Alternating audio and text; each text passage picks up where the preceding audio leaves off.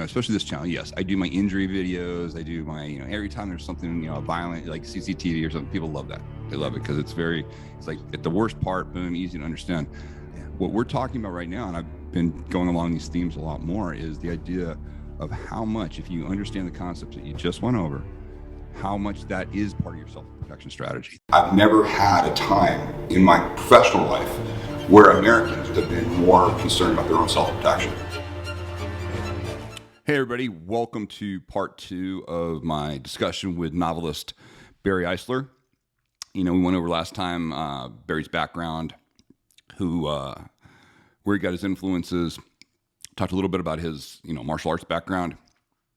This discussion is good because we talk about the idea of violence and how to train for violence and what's important, and then we go into a really interesting study or conversation about his character Livia. She is a survivor of the sex trade, becomes a cop, and a bit of a vigilante in there. But the training that she uses is interesting. And Barry's layout of how he thinks the grappling arts have a very prominent place in training women is really interesting, and he absolutely incorporates that into his discussion. So I hope you look forward to part 2 of my discussion with Barry Eisler. And I find people that aren't familiar with violence, it's funny because in our approach to things, and this is, I actually, after spending time with you and also obviously going through your novels as fast as you write them, what's interesting is my understanding of how to talk to my client. So I agree with everything that you just said. What I've found though is the inexperienced, you need to have them experience if they don't do any of what you just said. Yeah. And it gets to where you have to unlock the violence. If you don't have anything in that chamber, here's what, and oh, by the way, because you ignored all this other stuff, here's what you're literally going to have to learn to do to another human to survive. This is, on here. And so what's interesting is then after they immerse themselves in the worst case scenario, and they truly realize it's the worst case scenario, guess what? The behavioral change, which is always my goal with clients, the behavioral change to do all of those things, making yourself a harder target, having that real self-protection strategy, not just punching and kicking and grappling, because that's, they used to use it as a misnomer in the military, but the military said if it ever got down to hand-to-hand combat, you've really screwed up. Yeah, that's really not, I understand the concept, but it's really, we found the other way around, that if your brain and body can first feel like it can protect itself in the worst case scenario, and then you add tools, and then these luxuries that we have and stuff, you appreciate your kit more. You appreciate the fact that, oh, not only I can have a really good security system for my house, I can make sure that I've upgraded my locks. I can make sure all these little things that you do that add to it. But what you say, I agree with what you say is a lot of people just try to only talk about the violence and like it's a cure-all, and really it's so rarely needed, And what you make me realize, I hadn't thought about this before, so I'll have to consider it more, but I have a feeling that if what should be your innermost layer of protection, a weapon or your martial arts skills, that kind of thing, if you've always treated that as the only thing you need to worry about, I wonder if you're being realistic, if you're going to have the right attitude when it comes time to use that tool, whether the tool is an external weapon or your own hands, your own physical abilities, because you're just not looking at it realistically. Whereas let's say someone who has a gun in the house, but it's not a talisman. And that's the problem. It's like, oh, I got a gun, I'm safe. And I'm like, wait till your pulse rate is 200 beats a minute, because in the middle of the night, you heard a crash downstairs and you're trying to figure out what to do. I have a feeling you're just not going to be mentally prepared for this. But if you've thought about all the layers and you've prepared so that you got good windows, like a good perimeter security system, good locks, like everything that you need to do, because you're actually taking the threat seriously. It's not talismanic thinking, it's realistic thought and preparation. I have a feeling your ability, should all your outer layers be breached, your ability to effectively employ that innermost layer will be a lot better than the person who thought, oh, I'll just rely on the innermost layer, because that person was never approaching this realistically in the first place. Just a theory. Yeah, what's nice about that approach is you truly recognize when you're devoid of choice, and therefore the only option you have at that point is to use violence, and it makes it much easier to navigate those waters. Yeah. It's really funny to me, especially where we're at right now. And I want to keep this out of the political aspects of it.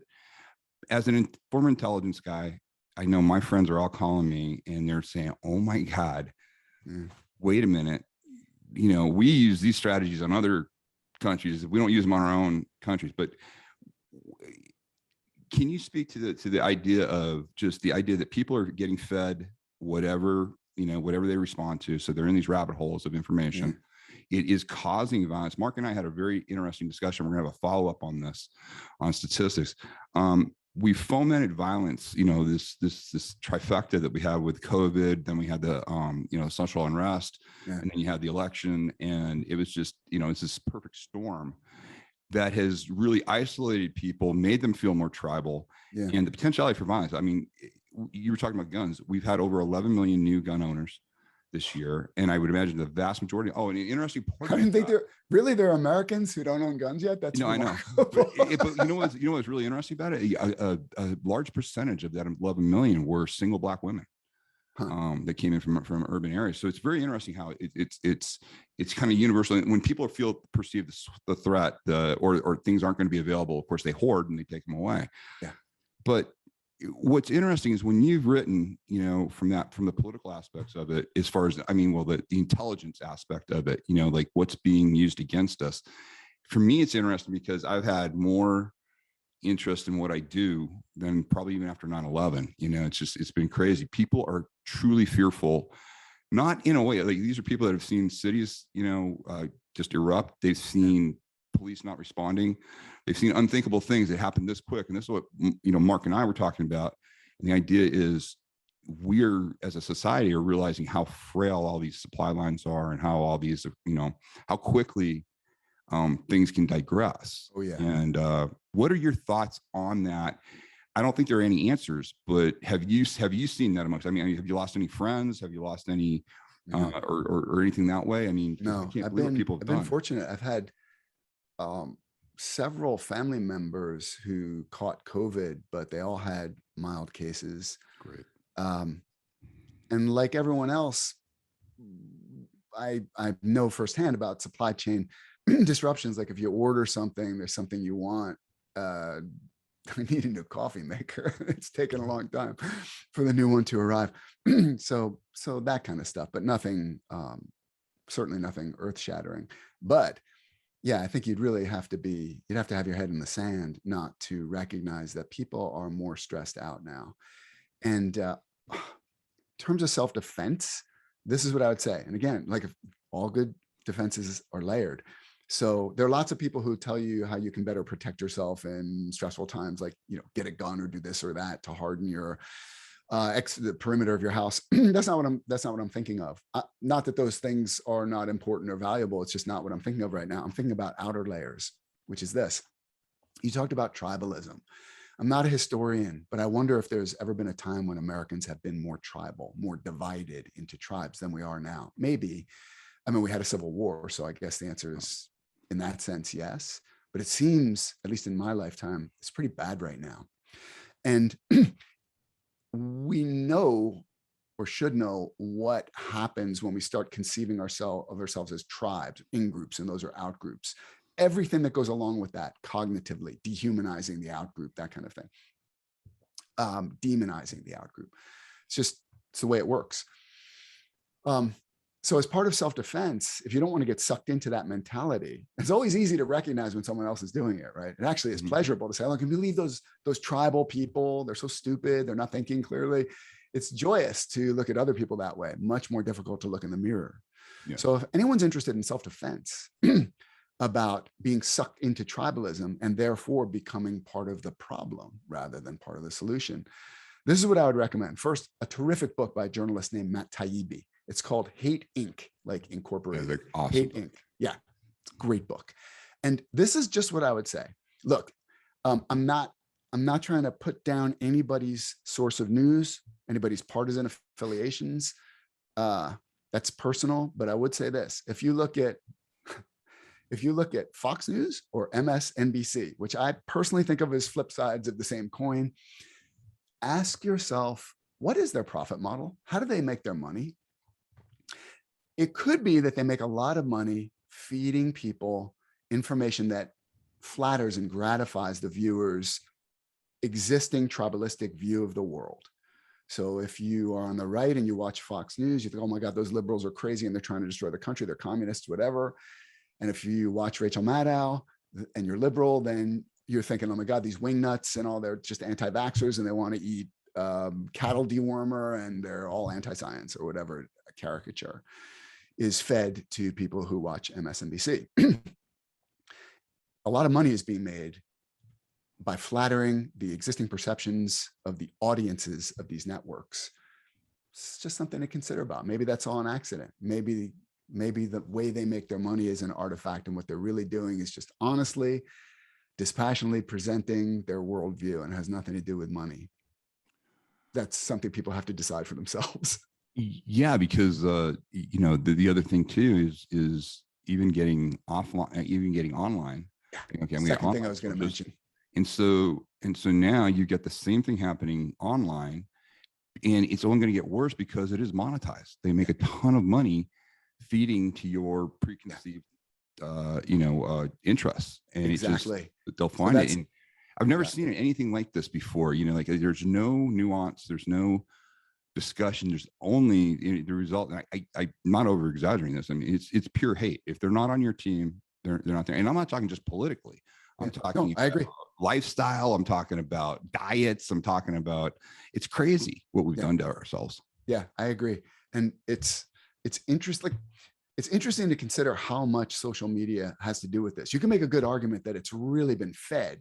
I don't know, cause would be too strong a word, but certainly exacerbated by social media, which makes sense because social media does all the things that we know are effective at dehumanizing other people. For example, you can't see the face. Like anytime you put people remote in space, you can't see the face. It's easier to dehumanize them. It's easier to commit violence upon them. Again, like every study in the world, it's not well known. People think like, why do they put a hood over the face of the condemned man? And people are like, oh, it's a mercy to the condemned, so he doesn't see the firing squad about to. No, it's so that the firing squad can pull their triggers. Because if you see that anguished human face, it's much harder. Why is road rage a thing in a way that sidewalk rage isn't? Because you can't see the face. It's this person, 20 feet away in a vehicle. And social media is like that. So social media to me is a really dangerous thing that I think is best understood as a drug, an addictive drug that taps into the worst primal aspects of human nature. And this isn't to say that social media can't do anything else, that it can't do anything worthwhile. Of course it can. But here's another terrific short book I would highly recommend by a guy named Neil Postman. It's called Amusing Ourselves to Death. Came out 30 years ago, 40 years ago. Interesting. Fantastic book. It's about television as a medium, but it applies 100% equally to social media. And Postman makes the point that media have tendencies. And what that means is he's talking about television. He's like, I'm not saying that he talks about the tendencies of television, which generally are to dumb things down. And then people say, but Neil, what about like Masterpiece Theater or this or that? He's like, right. I'm not saying that television is incapable of doing elevated content. He's like, you can do all sorts of things with a television set. You can use it as a reading light, tune it to a dead channel, hold your book up in front of it, and now you can read. But that's not the effect that television is going to have on culture. The effect of a medium on culture will be whatever is the medium's greatest tendency in the aggregate. And social media, to me, the greatest tendency in the aggregate of social media is to reduce people to a primal state, a tribal state, and to make it easier for people to dehumanize and demonize other people. Social media is great at this, and we see the effects. So then the question is, well, what is self-defense? Two things I can think of off the top of my head. One is just stop using it. I'm not saying I have a Facebook account, I have a Twitter account. I use them sparingly and carefully. I use them the way I use knives. It's a potentially useful tool. It is, in fact, a useful tool, but you have to handle it carefully. It can cut you too. Try to approach social media that way. And Also, for anyone who's curious, Google this and read it and take it to heart. It's a concept called the fundamental attribution error. It is fantastic as just a life concept, as a self-defense concept. I'll quickly explain it, but take the time to read about it more and really think about it. Fundamental attribution error is this. We judge ourselves by our presumed good intentions. So when we do a good thing, it's because we're good people. If we do a bad thing, it's because we made a mistake. I'm a good person, or just, come on, it was just a mistake. We flip it with other people. When people we don't like do a good thing, we're like, yeah, but that was an anomaly at best, or they did it for a bad reason. And if they do a bad thing, it wasn't a mistake, it's because they're a bad person. Now, how does this play out with road rage? Like this. Let's say I'm driving along and I cut in front of someone on the highway a little closer than I should have, because whatever, I'm having a bad day. Who knows? You know, like in that moment, I, normally a good person and careful driver, for 1 second wasn't paying great attention, and I did pull in front of that guy a little closer than I should have. What does that guy do? He lays on the horn, like punitively, because to him, he's like, who is this asshole? He's a bad person. He just cut me off. All he knows about me, the totality of this stranger whose face he can't even see, is that he's a guy who cuts off good, innocent drivers like him. Therefore, I deserve to be punished. So he honks on the horn. Well, I flipped the script. I'm like, oh my God, who's this asshole? I'm a good person who, okay, at worst had a slight peccadillo on my morning commute, and this guy's laying on the horn. Yeah. He must be an asshole. So what do? Hey, yeah. I flip him off. Now what does he do? He's like, oh my God, first this guy cuts me off. Now he's flipping me off. And he's like, fuck you. And pretty soon we're pulled over, and, you know, we have hopefully some cover, and we're laying down fire at each other, all because of this this asymmetrical thing called the fundamental attribution error. Social media taps into it, amplifies it, and as with so many other things that we might want to defend against, the first step is to be aware that it exists. And one last thing I would say is, once you know that it exists, you've heard me talk about it, you read about it, do the next thing. Admit to yourself that you're human, and so it applies to you too. Yeah. Don't say like, wow, this fundamental attribution thing that all those other people are doing, it's a real problem. Thank God I have such clarity in my own insights, and I'm so completely non-tribal. Yeah, that won't work.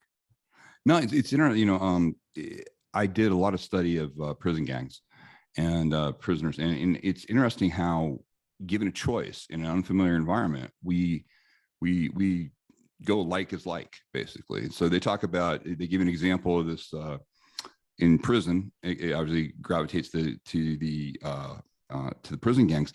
And what's really interesting about it is it's not an inherently racial thing.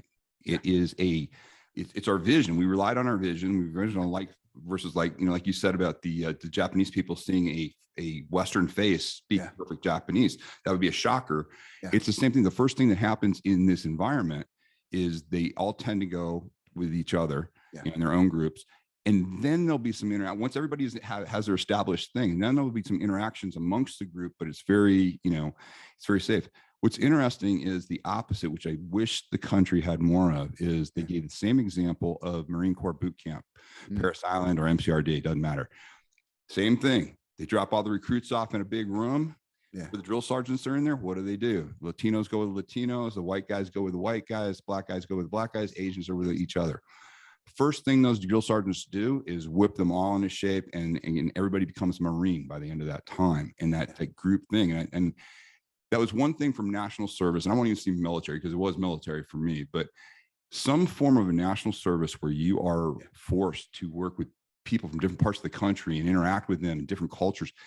I can't tell you how freaking beneficial that is. And I mean, you know, it's just toxic. You know, you see it as somebody who, you know, and me from the military side of things, human, you saw a lot of these strategies that I don't believe were ever deliberately, you know, thought out. It was just because of the monetization aspect, it just kind of went down that road. And it's even more effective. I mean, I laugh all the time. I don't know if you can you imagine, dude, we're back in like 89 and we're going out, and I tell you, hey, you know that guy we're following, he posts every day on this thing. We find out everything he does. He literally shows us what he does every day. He gives it up freely. Yeah. We can go like, we don't have to do this. It's a shocking to see what people do on social media and the lack of privacy that we now have. But what's more interesting is we're conditioned to give up locations, to give up, personal information that makes you very, very vulnerable. Yeah. It makes me smile to think about Mark Zuckerberg, who claimed that privacy is dead and people should just get used to that. And then the first thing he did in Menlo Park, where he bought a house, is buy every adjacent property so that privacy, same thing in Hawaii for me, but not for thee. Yeah, it's interesting. I hadn't thought of it this way, but I know that we're hardwired to seek rapport and to be comfortable where there's rapport. And so it's just what people do when they're making conversation with strangers. So someone sits next to you on the plane and they're like, where are you heading? And you're like, San Francisco. Oh, is that home? I'm from San Francisco. You try to establish that kind of commonality. Right. Or if you're like me, try not to have to talk to the stranger in the seat next to you on the airplane, but whatever. But the point is the same. People look for these things like, what books do you like? What movies do you like? Where are you from originally? Like, oh, you know Tim Larkin too? Oh yeah, he's great, blah, blah, blah. Then you have this common point. And if you're thrown into a room with a bunch of strangers in a stressful place, Paris Island, it's your first day at boot camp, what's the rapport initially going to consist of? Probably visual rapport. You just assume, well, those people are probably like me because we have a similar ethnic background. Right. Makes sense. It doesn't have to be like some evil racist thing. If it devolves in that exclusive direction, sure. But as a starting point, it's like they're just trying to find people who they feel comfortable with because there's some rapport. Once they figure out they don't like the same movies, they'll seek other ethnic groups out, who like the same movies or come from the same town or whatever. Which makes me think of something else about social media, and it's this: the dopamine rush people get from jumping to a kind of fundamental attribution error conclusion about whoever they're engaging with is amazing. Like the urge to think the worst of someone is it's like nothing I've ever seen, at least in its concentrated form on social media. So somebody makes a point, and instead of, this is another thing, by the way, I've learned, like as a kind of self-defense, somebody makes an argument, instead of trying to respond to the strong version of that argument, you look for the weakest version of that argument and attack that, which at its far end is a straw man. It's not even something the person said or meant. And so you attack that. And the best or worst really thing you can do is, if you can claim that person had some sort of evil, racist, or other evil intentions, and that's why they're talking about this stuff, then it feels really good. It's really dehumanizing to the other person. And you get lots of likes and you get a big dopamine response. Social media has really encouraged this. And again, as a self-defense, I'm not saying I do this perfectly, and Twitter makes it almost, if not impossible, really hard. This is the thing I've really tried to do with some success. So I used to be a lawyer, and I was trained as a lawyer. Of course, you attack the weakest point in someone's argument. That's what lawyers do. In the courtroom, sure. But when you're dealing with your fellow humans in the world, somebody makes an argument, and there's a weak point to it. They didn't put it well.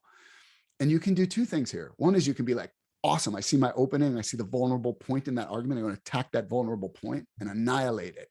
But if you do that, anytime you try to annihilate a person's argument, that person will respond as though you are trying to annihilate the person himself. It's how we're wired. You might as well be trying to cut his arm off. You'll get the same response. Instead, what I tried to do is, I recognize, I'm like, that's not a good argument. It's not coherent. And then I asked myself, what would the coherent version of that argument be? What would the strong version, the strongest version I can think of that argument be? And I try to restate the argument. I'm like, so what I say is, so I'm not really sure about that, but do you mean blah, blah, blah? And I give them the strong version. And every time the person instinctively recognizes what's happening and they say, yes, you're right. That's a better way to put it. And I'm like, okay. And then we discuss it. And it's not like a fight. It's not like verbal combat. We're trying to get to the truth in a cooperative way. it's just a much better way of dealing with people. One last thought about this. I'm sorry, I know I'm rambling because all these things are connected. Recently, I started thinking about the Western tradition of debate. Mm. We're trained from the earliest age, we're inculcated with the notion that debate is wonderful because it's a great way to get to the truth. And I've been thinking about this and I'm like, I don't think so. I'm not saying debates never lead to the truth, but to the extent that debate produces some sort of truth, I think it's incidental. Debates are entertaining. They're fights. Why do we like to watch boxing matches? Because they get to the truth? No, you learn who's the better boxer or whatever. It's dramatic, but it's not about the truth. Debate is exactly like that. And we know in our own experience with people we're close to who are not interested in attacking or demeaning or tearing apart, the best way to get to the truth is cooperatively. So I try to live this on social media and in the everyday world. Again, I'm not claiming to be perfect. It's hard. But instead of attacking, I try to listen, restate, if I can, the stronger version, and then engage in a way that's not an argument, but a discussion. This all takes a lot of work, and social media does everything it can to make you ignore it and to get into that tribalistic attacking state of mind, which is not doing a lot of good in the world, I don't think. What's so interesting is people, especially this channel. Yes, I do my injury videos. I do my, every time there's something, violent, like CCTV or something, people love that. They love it because it's like at the worst part, boom, easy to understand. Yeah. What we're talking about right now, and I've been going along these themes a lot more, is the idea of how much, if you understand the concepts that you just went over, how much that is part of your self-protection strategy, that active listening, that not only, some of the things are potentially getting heated, and now you restate what they're trying to, before you try to make your points, you restate, and then you also give them, if you're able to, the stronger version of what they said. So they not only feel heard, but validated, and actually given kind of a one-upmanship. So they'll drop their shoulders a little bit and relax, and you can actually have dialogue, Yeah, because they recognize you're not, if you attack someone's argument, you are by proxy attacking them. That's how they feel. Right. And they're not wrong. We know, we all feel this way, I'll mention one other thing that it's funny. It's actually, it's a sales technique, but it is a great self-defense technique. And, and again, if you think of self-defense broadly, as you should, it's not just guns and, punching and kicking and all that. That's your innermost layer. Things like verbal judo, talking, much lower risk, much lower cost. Again, I'm not a pacifist. People who say like, well, violence has never solved anything in the world, I inwardly roll my eyes. Yeah. Like, what does that even mean? I can't remember who told. I was interviewing somebody earlier, and I'd heard it before. Yeah. But they said, well, then you're using it the wrong way. It's actually really good. And it's true. What I want to clarify for people is, it's when people come to me, a lot of times they come to me after the fact. You were talking about the road rage. I can't tell you how many people were literally driven off the road because of their interaction. Guy gets out of the car coming at them menacingly, and that's when they realize they have nothing in the toolbox. And they go, oh my God, they never thought it would get to that point. And what's funny, you replay that, there was at least probably 2 to 3 opportunities for them to disengage. Of course. And that's what you and I are talking about right now, is recognizing those opportunities. Yes. Because you don't want to use a tool of violence. It's not, it's absolutely the last resort, because once you cross that physical plane, you have no idea which way, how it's going to end up, Yeah. And it's important to train. It's important to have that as a break in case of war type thing. But, to me, and I think it's so funny, like at this stage of my career, the last probably 15 years, this is what I've been really focusing on with people, is like, you don't want to use this information. You don't want to go in here. You need to know it. But the communication, that's what I get out of your novels too. What's really interesting with your novels that I picked up on was, you talk about the ramifications to using violence. Yeah. Also, your new female character is amazing. And actually, that would be great. Can you talk more about your female character, the sexual trafficking information, where you started getting the idea for that? Because it's such a prevalent thing. Violence against women is just huge. And the fact that your character, it's funny. I tell women all the time, I've rethought how I train women, because what I look at is anything I teach them, I think Rory and I were talking about this, you want to assume that you know, it would work on somebody if Yeah. I'm a guy Yeah. and I'm going to use whatever I'm about to show. Yeah. I have to assume the person's 2.5 times my size and 3 times my strength. Yeah. I've heard you talk about this and Rory also, Yeah.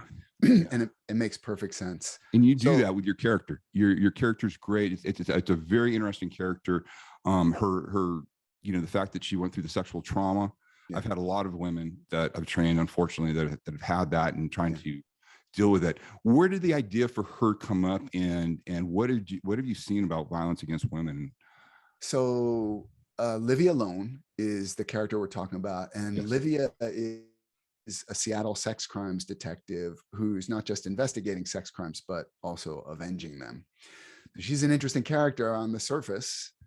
Down deep, also, she's a protector. But the way I think of Livia is this: another book I'll recommend for anyone who hasn't heard of it or read it. Dave Grossman's book on killing. Yeah. The Psychological Costs of Learning to Kill in War and Society. Of course, you've read it.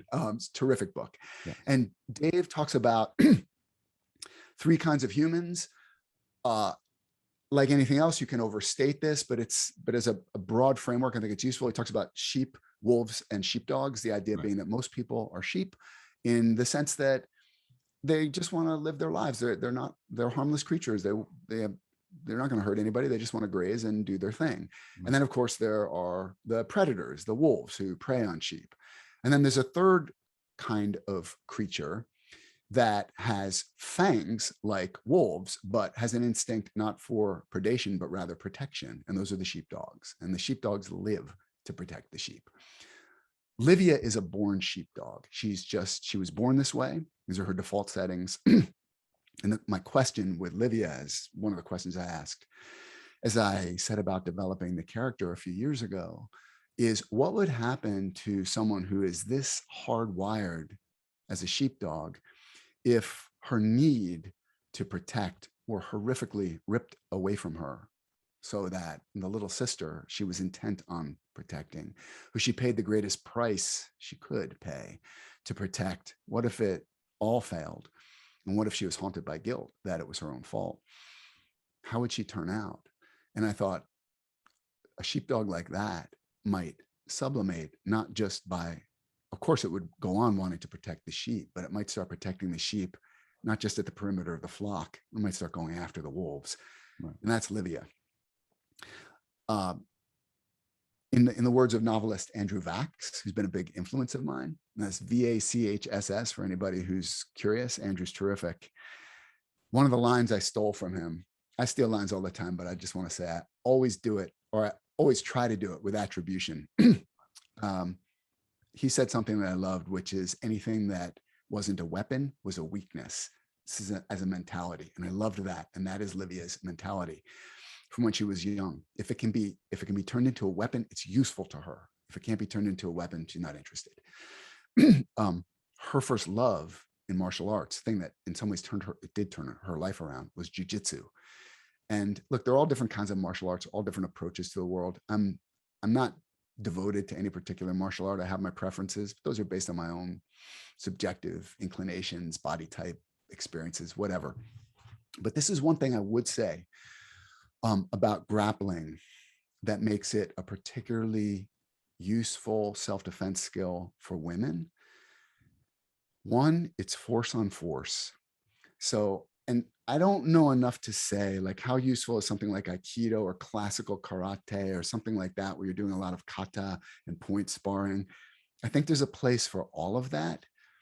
But I also know that adrenal stress is like nature's greatest pressure check. And all the things that you're great at when you're calm and not the least bit adrenalized, those things will not be accessible to you in the same way as when you're, the more adrenalized you are, the less accessible those things are going to be, which is part of the reason it makes sense to train under adrenal stress. But if you train force on force, you're dealing with adrenal stress and you know what it feels like when someone is really trying to do something to you. Like we talked about this before, somebody's really trying to choke you. Well, somebody tried to choke me 25 times at the dojo last night. You know, right. It's like, it's when it's done with intent, it's another level, but still your body knows what it feels like. It's not literally not shocking anymore. And I think one big disadvantage women have when they're faced with real violence, they've never felt it before, physically never felt it before. Of course, there are lots of exceptions. There are tragic exceptions, women who are abused, they felt violence. But I'm talking about a woman who's never had an experience like that. And somebody throws her up against the wall. It's the first time she's ever felt something like that. Naturally, there is going to be a certain degree of literal shock. It's a brand new experience. Whereas if someone's had that experience many times, you're thrown through the air, landing on the mat, all this kind of stuff, your body won't be shocked by it. Right. And that's a big advantage. The other advantage to the grappling arts, as I see it, is they do present a kind of force continuum that striking arts don't. Again, I'm not trying to put down any other arts. I played around with a lot, and I have a lot of respect for a lot of different arts that I've trained in. But it's also true that if you're going to punch somebody in the face, let's say, or, in an even more vulnerable place, you can't do it gently. It can't be like, I'm going to punch you in the face, but like just a little bit. It just doesn't work that way. If you don't do it right, you'll just make the other person angry. Whereas grappling, the first thing you can do is just neutralize and control. I know this from firsthand experience. I've done this where it's like, you don't want to hurt the other person. You don't need to hurt the other person. You're not even choking the person out. You're not even applying like pain through an arm bar to get the person to comply. There's nothing like that. You're just inhibiting the person from doing any damage to anyone else. Grappling offers that as an option in a way that striking arts, I don't think really do, unless they've incorporated some sort of grappling, which is, I think, proves my point. Anyway, one of the things that I think one of the kinds of violence women commonly face in the world, and I'm not an expert on this stuff, Tim, you know a lot more about this than I do, and so do a lot of other people like Rory Miller, but I think it's true that stranger violence gets more media attention, but there's probably more violence committed by intimate people than there is by strangers. So child abuse, stranger child abuse or child rape or whatever, it happens. It's not fake. It gets a lot of ink, but the truth is children are more at danger. I know this from Andrew Vax, who is an expert on this stuff. The danger from the gymnastics coach or the karate teacher, or the Boy Scout, whatever, or the priest or the family friend, it was much greater than from the stranger. I think it's probably true also with regard to stranger rape versus date rape. And so again, part of what is, we're talking a little earlier about like going from code white, condition white, whatever, to yellow, to orange, to red. Say a woman is out on a date in college and she's with a guy she really likes, and he's always been a very nice guy. She had no reason to think he's anything other than a normal, nice guy. And then they're back in her apartment or his apartment or dorm or whatever. And he starts trying to do things that she is not ready to do, physical things. And she's trying to stop him, and he's not taking no for an answer. And like a million things will be going through this woman's mind at that moment. Some of which I could detail. I haven't been in this situation myself, but I'm a novelist, and we're paid to imagine things like this as accurately as we can. It's pretty easy for me to imagine all the things that are going through a woman's mind and her body emotionally in this situation: fear, self-doubt, confusion, everything. And if your only option at this point is to get this guy to pay attention, to respect your no, if your only option is to gouge his eyes or like tear out his throat or even like knee him in the balls or whatever, maybe that's what it's going to take. And maybe you can do that, but it's hard to get from where you are. Which a minute ago, you were thinking he's a nice guy. He's your friend. Like you have friends in common. It's difficult to go from that to damaging him in a way that may be permanent. Whereas initially just doing things like an overhook and an underhook and tying him up and saying, no, I said, no, I want you to stop. If you need to, you can escalate from there to other things, pain compliance, strangles if you need to, which is comfortable because I've been choked out. I've choked people out. It actually doesn't damage anybody. Right. They just stop, and then you can, hopefully they get revived. It's easier to go that force continuum than to go all the way from, oh my God, what's happening, to, and getting your thumbs in his eyes. Right. So I think for these reasons too, grappling arts are particularly useful for women's self-defense.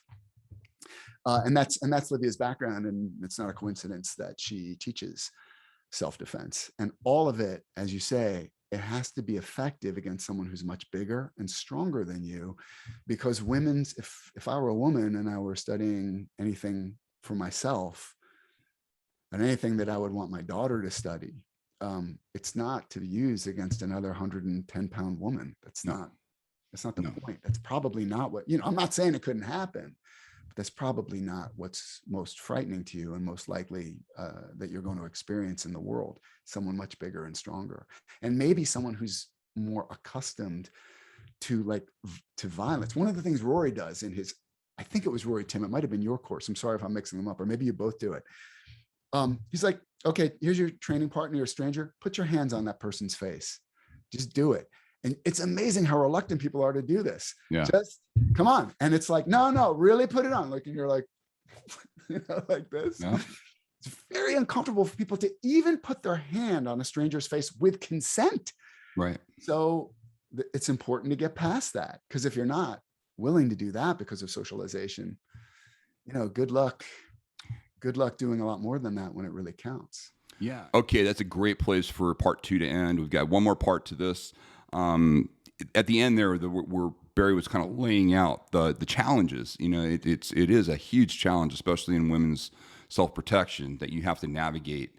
Those areas with women, the domestic violence aspect of things, the fact that sexual predators may be known to them coming on. When do you use the information? It's all, there's no easy answers to any of that stuff. So it was a good discussion. And what's interesting is he incorporates all that into his novels, oftentimes. And that's the unique part about it. It's a very, for action novels, and I don't mean this to denigrate, I love lots of different authors, but the thing I love about Barry is they're very thoughtful. They make you think about consequences. They make you think about their characters and how they use violence and how they react to it. Because there's a price. There's a price to it. And we've discussed it with other subject matter experts. So anyways, next up will be part 3. And I hope you enjoyed it. And listen, if you like these conversations, if you like these videos, remember, it takes a lot of work for me to do these videos. And I love the feedback that I get, but please share them. That's the most important thing. You help us grow the channel by subscribing yourself, hit the notification bell, make your comments. That's always great. And then share it with somebody that you think would find this information useful. I really appreciate that. And also, if you want to get going right away, if you want to start putting your self-protection strategy together, let us help you. Go to timlarkin.com, give us your email, and we'll start you off with a free masterclass to do exactly that for you. Put you on the path to putting a very effective self-protection strategy together for yourself. Until then, stay safe.